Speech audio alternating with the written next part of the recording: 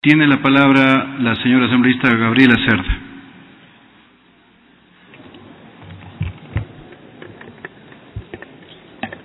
Alipunja, Tucuigunawa, muy buenos días, señor presidente, compañeros legisladores. Sin temor a equivocarnos, bien podemos afirmar que la Constitución de Montecristi contiene un amplio catálogo de derechos, tanto que ahora nuestro país se define como un Estado constitucional de derechos y justicia, mientras que en el artículo 11, numeral 2, prescribe que todas las personas son iguales y gozarán de los mismos derechos, deberes y oportunidades. Pero si ese catálogo es muy amplio y digno de aplauso, también es oportuno recordar que, como afirma la sabiduría popular, entre el dicho y el hecho hay mucho trecho, de tal manera que entre la vigencia del derecho formal o reconocido en la Constitución o en la ley y su aplicación material existe, por lo regular, un largo camino, muchas veces tormentoso, debemos atravesar. Los estudiantes amazónicos tienen limitadas oportunidades de optar por carreras universitarias que responda a su vocación o a su situación geográfica, con lo cual se vulnera su derecho material a estudiar carreras como medicina, enfermería, derecho, odontología, entre otras, salvo, por supuesto, que emigren de sus provincias a los polos de desarrollo. Con lo cual, el derecho material a estudiar tiene un obstáculo adicional, que es la falta de recursos económicos para pagar ese traslado, arriendo, alimentación y transporte en otra ciudad del país. Pero, frente a esa realidad, vale recordar que una de las 14 universidades y escuelas politécnicas cerradas el 12 de abril del 2012 fue la Escuela Politécnica Ecológica Amazónica, ESPEA, cuya sede estuvo en la ciudad del Tena, provincia de Napo, a la que represento, medida que, si bien no es el momento de discutirla, es evidente que afectó a los estudiantes de la Amazonía, puesto que desapareció las ofertas de carreras universitarias de pregrado, que ya anteriormente las mencioné, y que por supuesto esta universidad contaba con sedes en todas las 6 provincias amazónicas. Según datos del CEACES, fuimos más de 42,000 estudiantes de todo el país. Digo fuimos porque también fui parte del plan de contingencia. Cerca del 7.5% de la población estudiantil universitaria del país, pero en particular de la Amazonía, quienes sufrimos las consecuencias de esa medida, que reitero, no la vamos a cuestionar, pues no es el espacio ni el tiempo para hacerlo. De ese total, 32,000 estudiantes se inscribieron en el plan de contingencia, es decir, un 76% del total, sin tomar en cuenta que más de 3,600 estudiantes aproximadamente, fue un 9%, que decidió continuar con sus carreras con su propio financiamiento. Por lo tanto, un 15% de los estudiantes afectados por el cierre de los 14 centros de educación superior suspendidos.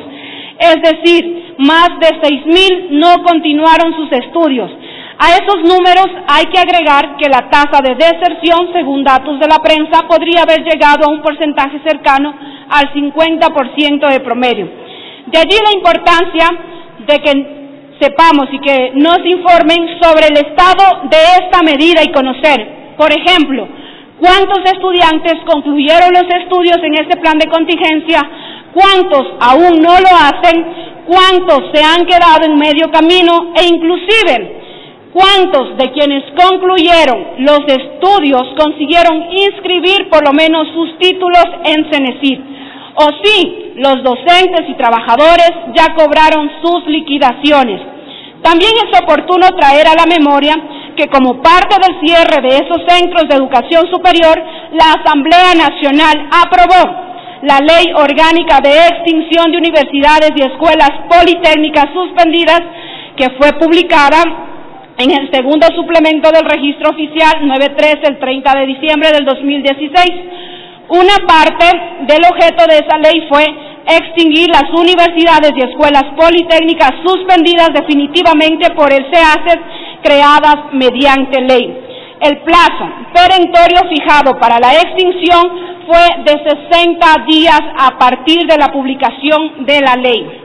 Desde entonces han transcurrido más de 300 días, 5 veces el plazo dispuesto por el legislativo. Además, mediante esa ley fue formado un fideicomiso mercantil de administración que tendrá como beneficiarias a las instituciones de educación superior determinadas en el artículo 14 de la presente ley. El objeto del fideicomiso, que es administrado por la Corporación Financiera Nacional a través de una junta integrada por 3 representantes del CES, fue constituir el patrimonio autónomo de los activos de las universidades extintas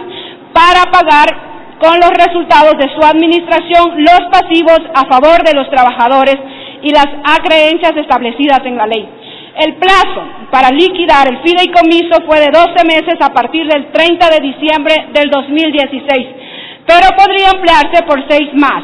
Estamos ya a días que el primer plazo concluya, compañero presidente. Si bien el plan de contingencia es parte del proceso de extinción de las universidades cerradas, que tome en cuenta a los estudiantes que nos preparábamos en esos centros de educación superior, en este caso la Universidad Nacional de Loja, es importante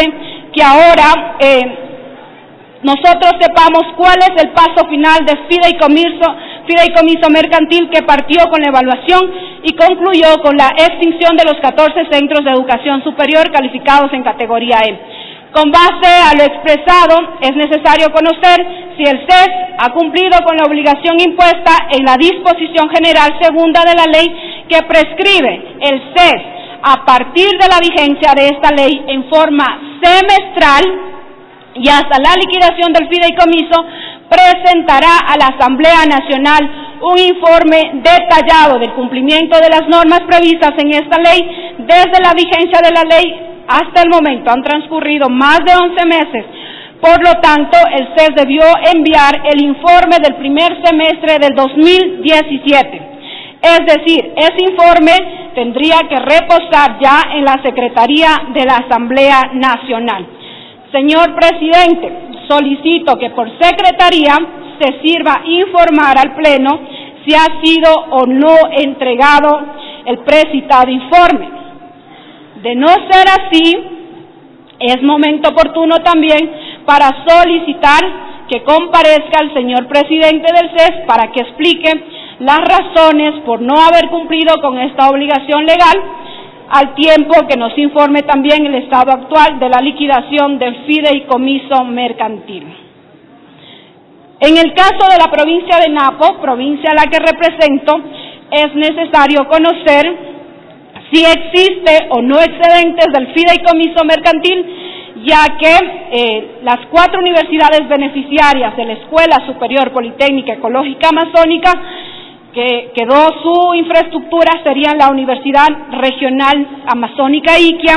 Universidad Estatal Amazónica, Escuela Superior Politécnica de Chimborazo y la Universidad Técnica del Norte. Con esa información, bien podríamos solicitar que estos 4 centros de educación superior lleven adelante gestiones que permitan crear extensiones con calidad en las provincias amazónicas y que las infraestructuras no estén, como en la actualidad, abandonadas y deteriorándose. Señor presidente, me sumo a la petición que realizara el presidente amazónico, el asambleísta amazónico Freddy Alarcón, en el que se solicite la comparecencia del presidente del CES, ya que según el libro suspendida por falta de calidad del cierre de 14 universidades, muchas gracias, en el Ecuador, publicada por el CEACES, desde el Consejo de Educación Superior, el organismo responsable de la supervisión y evaluación del plan de contingencia, así como de resolver todo lo referente a la expedición y registro de títulos de los estudiantes a titularse o graduarse de las universidades y escuelas politécnicas suspendidas definitivamente. Según la publicación antes citada, la Secretaría Nacional de Educación Superior, Ciencia, Tecnología e Innovación, CENESID, participó principalmente en la ejecución presupuestaria del proyecto de inversión estipulado para el plan de contingencia, así como el diseño, administración e instrumentación de una política especial de becas créditos y ayudas económicas para los estudiantes que se acogieron.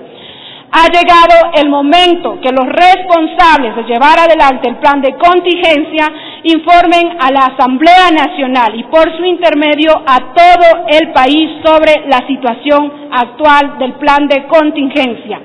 También es hora que derechos como la igualdad ante la ley sean materiales y no solo formales para todos sin distingo del lugar geográfico o región donde vivamos y hayamos nacido. Es importante que podamos mirar a la Amazonía y que los estudiantes quienes participaron del plan de contingencia tengan respuestas también. Muchísimas gracias, compañero presidente.